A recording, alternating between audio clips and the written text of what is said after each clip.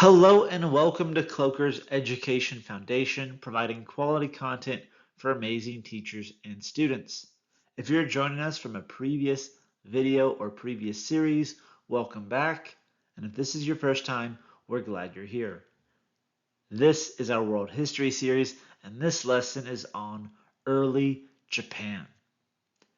Before we begin, don't forget you can check out the link in the description below for a set of free guided notes to go along with this lesson. While you're there, you can go ahead and like the video and subscribe to the channel so you don't have to do it at the end, and we can continue to expand our reach and educate more. Thank you. So let's dive in. We have a essential question / task for this lesson, and that is to explain the system of feudalism in Japan and the role that the samurai will play within that system. So our lesson in this video is going to be split up into 3 parts: Japanese geography, early Japanese culture, and Japanese feudalism. Set the stage for this lesson. Now, geographically, Japan is going to lie just east of China, and Japan is going to be known as Rubun from the Chinese. Yes, it looks like Ribin, it's Rubun. Now, this means land of the rising sun. This is where the Japanese culture and that term has come from. It comes from early China. Now, why is it called land of the rising sun? Well, if you pay attention in geography, or you wake up in the morning and you go outside, you'll notice that the sun will rise in the east and set in the west. And so Japan being to the east of China, the sun is going to rise up over Japan and then come over China. And so the sun is going to rise from Japan if you're in China. Now, Japan is going to borrow ideas from the Chinese. They're going to borrow culture from the Chinese for thousands of years, because the Japanese culture is not going to be as old as China's, but it's still going to be very rich and very unique compared to the two.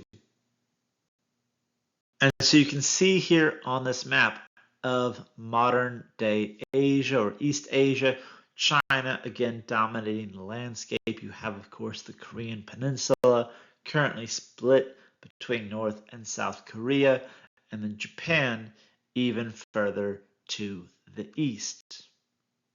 Japan is going to be made up of over 4,000 islands. Now, because of its development, this is going to make it an archipelago. It is over 1,200 miles long, but despite the fact that there are over 4,000 islands within Japan, historically, the Japanese and the majority of the Japanese population have lived on 4 islands: Hokkaido, Honshu, Shikoku, and Kyushu.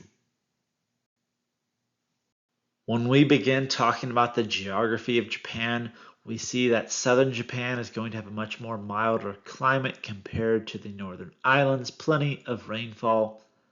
The islands itself are very mountainous. Only about 12% of the land is suitable for farming, and unfortunately, because of how the islands are developed, there are not going to be many natural resources such as coal, iron ore, oil, etc. And so the population, the carrying capacity of the land is going to be low for quite a while, and Japan, when it wants to expand, will have to look for resources outside of the island. Now we see tropical storms such as typhoons will occur in the late summer and early fall, and this of course can devastate the coastal regions, as well as earthquakes, which will cause tidal waves or tsunamis, which are also a major threat to Japan even to this day. Let's talk about early Japan. Now, Japanese culture is very old. It's not as old as the Chinese. We're going to see the first written records only dating to about the 1st century BC, again, compared to the ancient Chinese dynasties, which stretch into as early as 2000 BC. And during that first century BC, Japan is not going to be unified. There's going to be hundreds of clans, each battling to control their own territory and establish dominance. But we'll see the Yamato clan establish itself as the leading and dominant clan by about 400 AD. Now, the Yamato chiefs are going to call themselves emperor, and they're gradually going to be accepted into Japanese culture. Again, as the clan grows and continues to expand, their dominance and influence is going to expand as well. When they defeat another clan, the winning clan is of course going to claim control and say, you now belong to our emperor. They're going to claim control, and if the other clan claims to have an emperor, they're going to claim control of him as well. See that religiously Japan is going to be very diverse. In the beginning, each clan is going to worship its own gods and goddesses, and these beliefs combine to form Japan's earliest religion, which is Shinto. Now this means the way of the gods. It's based on respect for the forces of nature and the worship of ancestors. Worshippers are going to believe in kami, or divine spirits, that are going to dwell in nature. That is going to be super instrumental in the early developments of Japan.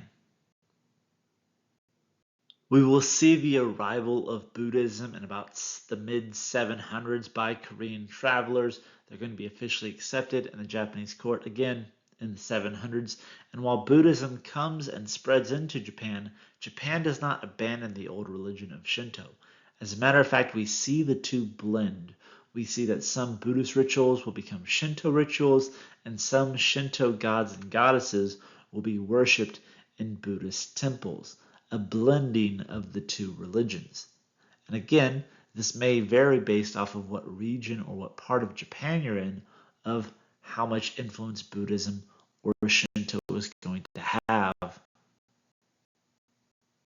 Spread of Buddhism in Japan, we're going to see an increased enthusiasm for Chinese influence in Chinese culture. We'll see Prince Shotoku is going to be sent to China by his aunt, who is going to be the empress, and he comes back and is going to bring back a lot of the Confucius documents and bring back a lot and influence government reform based off of Confucian and Buddhist models. And so him being there studying Chinese civilization, that is going to be directly brought back and implemented within the Japanese government.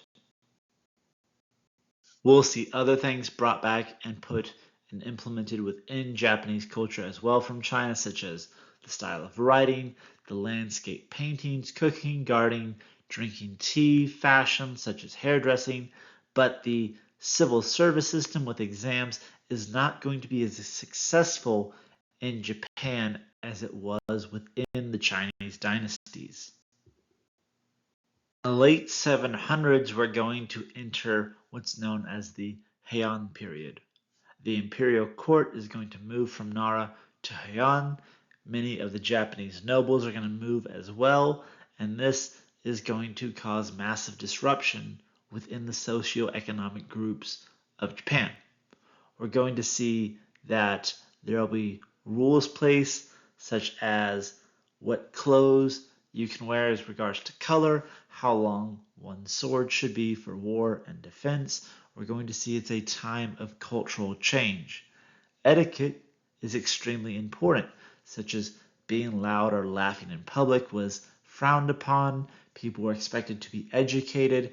If you were at court, you were expected to have written poetry, be able to paint, have conversations, and we have diaries that come especially from the women of the court, such as the Tale of Genji, which is considered the world's first novel. Again, documenting the culture within the Heian period of Japan. Now, we spoke just previously about how this was a period of cultural change.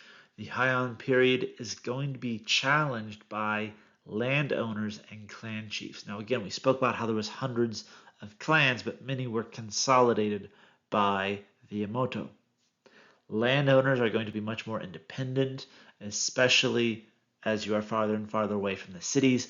They're going to offer land to soldiers and warriors, basically setting up private militaries, offering land for military service.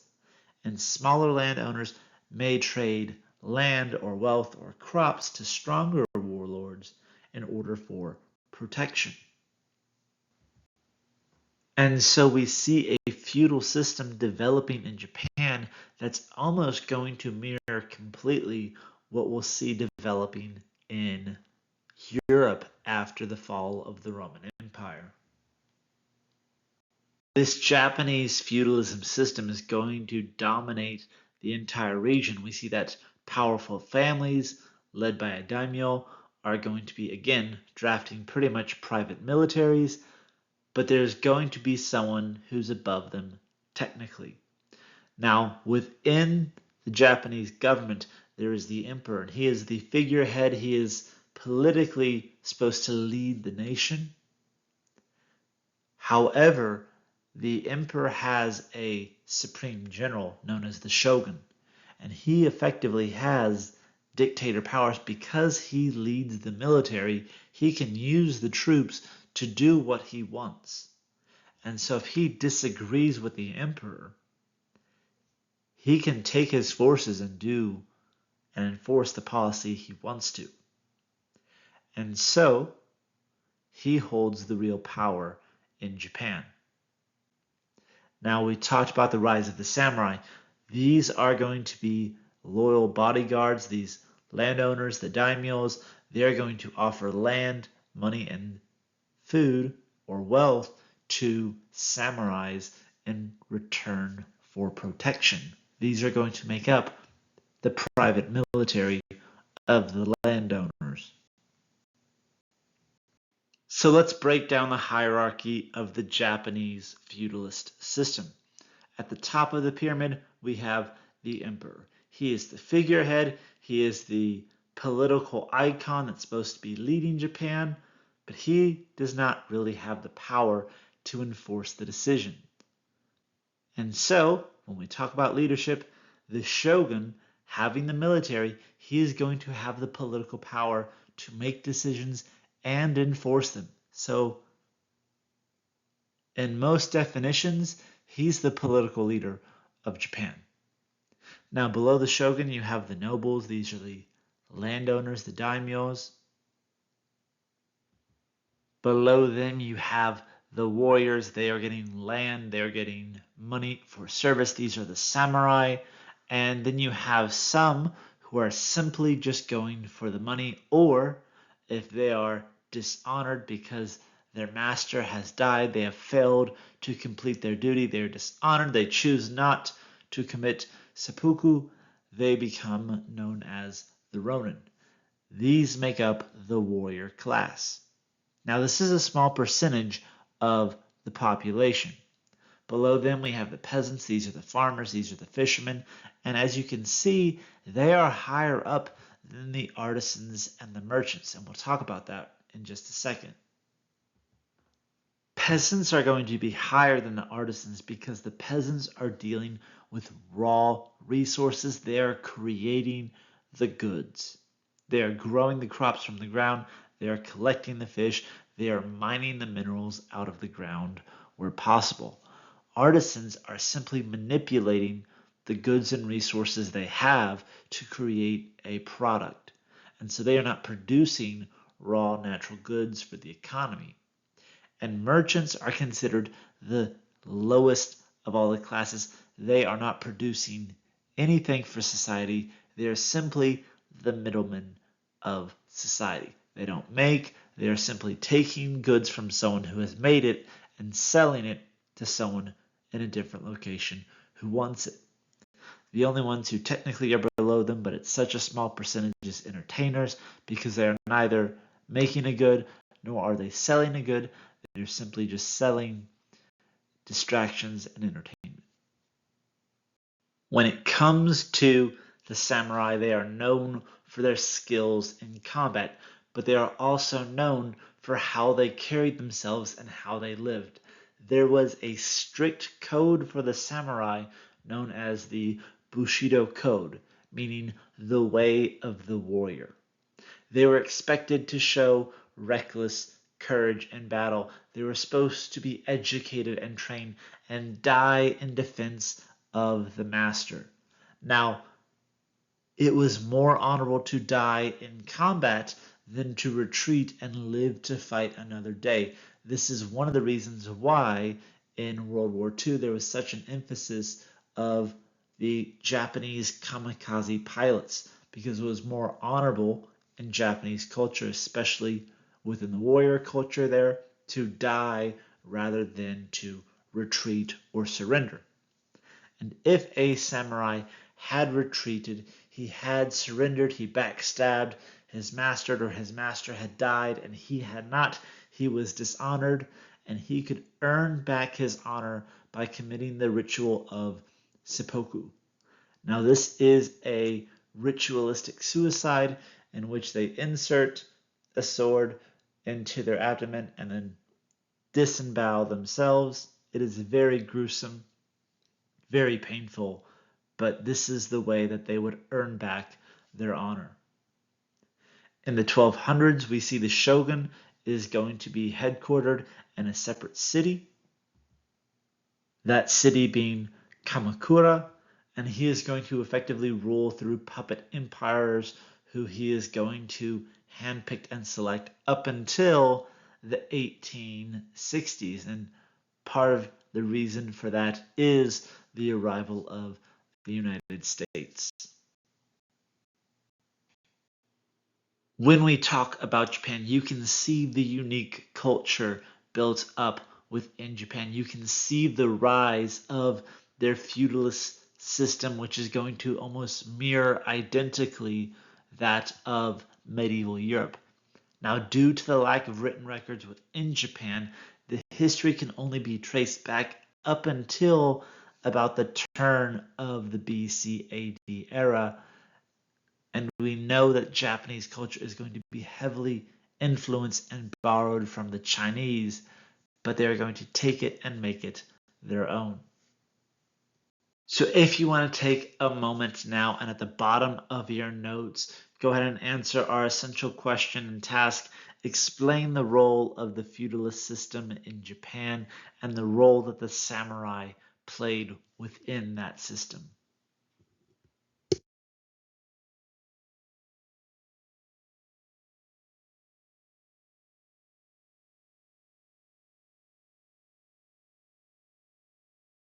That wraps up our lesson. Ladies and gentlemen, thank you so much for watching. As always, don't forget to like and subscribe, especially if you liked this video or found it helpful. You can check us out on Teachers Pay Teachers, YouTube, Rumble, and the Kloeker Education Foundation website. We have a ton of lessons and a ton of resources there, which you might like and find as helpful. If you want to check out what's new and what's next in our series as we dive into medieval Europe and the Middle Ages, you can go ahead and find all that here. For something you might like, click down below. And to subscribe to our channel, click here. All of this and more is just a click away. I'll see you there. Thanks for watching.